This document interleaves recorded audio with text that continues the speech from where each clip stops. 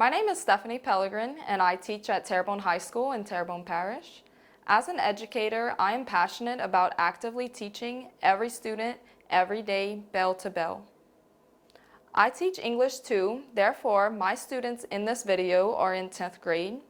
You will see my English 2 honors class that does include a few gifted students, along with students who have 504 accommodations. You will see my students using Google Chromebooks, which all of my students use to complete their assignments. My curriculum is the English 2 guidebook. Today I am teaching the 3rd lesson of the Macbeth unit. Today's lesson objective is to analyze the key details to determine the central idea of Landscape with the Fall of Icarus by Peter Bruegel. You will witness my students working in small groups. The students previously read the story of Daedalus and Icarus by Ovid, which this painting is related to that text. I also explained to the students the optic chart that they will complete with their small groups. The lesson leads to a timed writing using 3 interpretations of Ovid's myth, the story of Daedalus and Icarus. Today's painting is just one of those interpretations. When I am lesson planning, I always pay careful attention to detail. I annotate my teaching notes to prepare for our class discussions, and I always study the material before presenting it to my classes. Enjoy. Here's how we're gonna do this. I will break you into 5 groups to start, like group 1 has O, number 2 has P, and so on like that.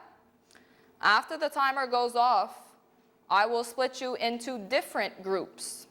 You have to become an expert on your box in your first group, because in your second group, you're going to be sharing that information with your new group members. So at the end of sharing with your second group, everybody has the worksheet complete. Does that make sense? So we're doing 2 rounds of groups, and we're starting with 5 groups, 1 per box. Any questions before we start? So remember this group number: 1, 2, 3, 4, 5, 1, 2.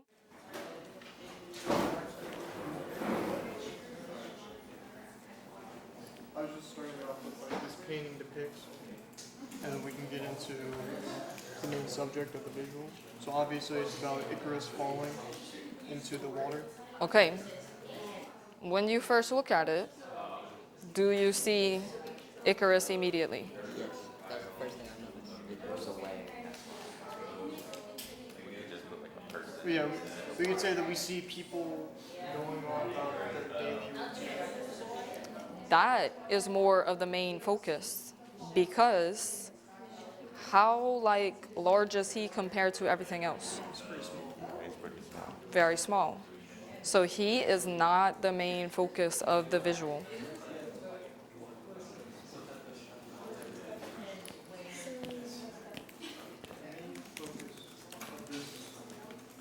Okay, so y'all just have to put all those details, and we shared some of them already. Yep. Everybody type the same thing.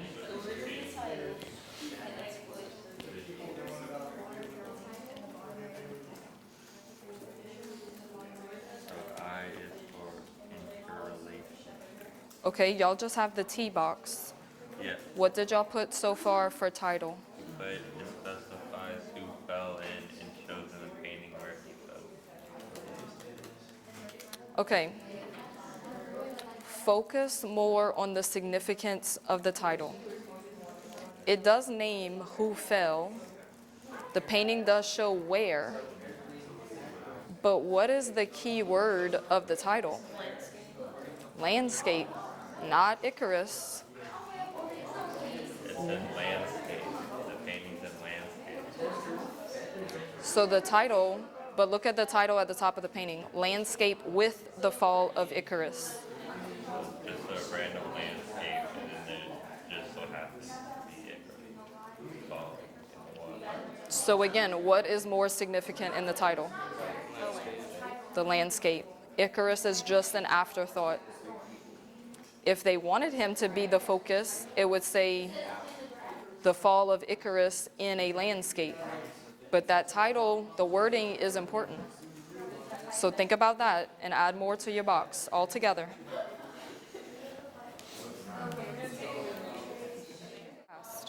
So it just says how it leads up to. Well, this is like, not the end of it, but he's like halfway in the water. Yeah, so the title says The Fall of Icarus, and then the painting explains how, not how, but like, It shows the what led up to it, yeah. Like he So already that's fell. like the individual part of it, of the picture. That's like got the feathers. Okay, interrelationships. So we can determine that he fell because he's in the water and there's feathers around him. Okay, but I'm talking about connections. Who is the one person we said that may see him? The fisherman. That needs to be in the box. Okay. Make sure you are done your assigned box with your group. And let me reiterate the next step. Look up here. When I give you the new group number, you're going to teach your new group members about the content that you just did with your first group. Okay? Y'all determine the speaking order for each person sharing. And at the end, everybody will have a complete chart after the group members have shared. Okay? So now you need to listen for your new group number. Any questions before the second round? Make sure you're ready to share what you did just now. 1, 2, 3, 4, 5, 6. Remember your new group number for this to work. 1 in the front, 2 in the middle, 3 in the back, 4 in the front, 5 in the middle, 6 in the back. I'll set the timer again.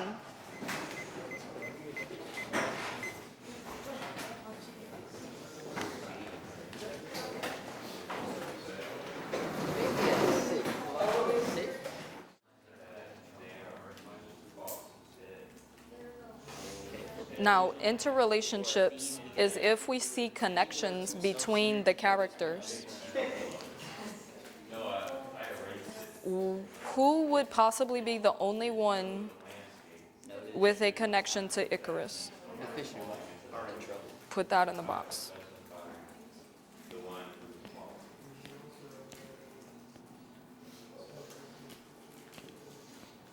Who had the conclusion box? So what did y'all end up putting? People are too self-centered to realize that others are in need or in trouble. Okay, very good. Like these people were focused on their own everyday life and they didn't even realize Icarus. That's good. Any questions? Is everybody done? Let me ask y'all one more thing. Which box did you put like fishermen in?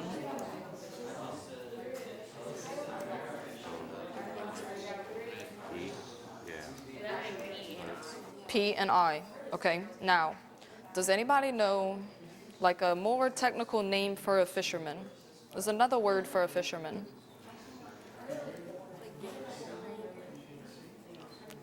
Almost. If you go to a fishing tournament, they don't call them the fisherman. The word you're trying to say is angler. Let's change it to angler. A-N-G-L-E-R.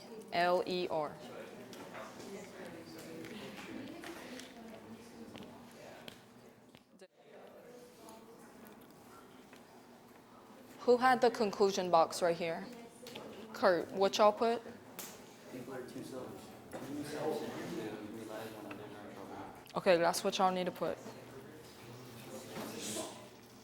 Sounds like a good lesson because those people are just living their everyday life and not concerned with what? Icarus and others, including Icarus. So Kurt, say it again so this group can get it. People are too self-centered to realize. Let's check the parts box. Icarus is in the water drowning in the bottom right of the painting. There's a fisherman bottom right as well.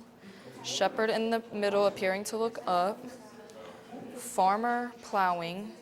What is pictured with the farmer? A horse. Okay, and I would like you to say plowman. So let's put something about the plowman and the horse right there.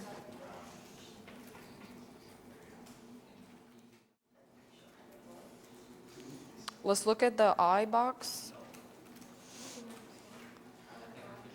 Read it, Molly. The title connects with the visual by showing Icarus' fall from the sky. You can see the fisherman trying to assist him out of the water. Okay. Do y'all feel that other characters are connected in the painting? The other ones aren't, but he's kind of really close to him. Okay, we got that. But how do you feel about the other characters in the painting? They're ignoring him. Okay. So, you could say like there's not many connections with the other characters. Okay, that's time. You should have your chart complete. Let's go back to your own desk, please, and share.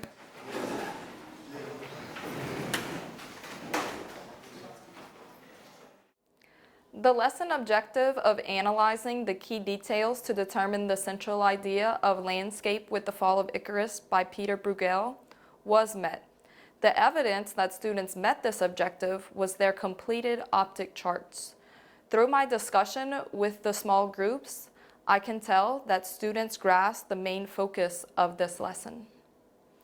Next time, though, I could create the small groups based on ability level according to the different assigned sections of the optic chart. This would differentiate the instruction to meet the students where they are currently as an individual. After this teaching segment, the students will share their responses as a whole class. The students will also complete a chart to check for their understanding of the painting. As mentioned before, the summative assessment that students are working towards is a timed writing using 3 interpretations of Ovid's myth, the story of Daedalus and Icarus.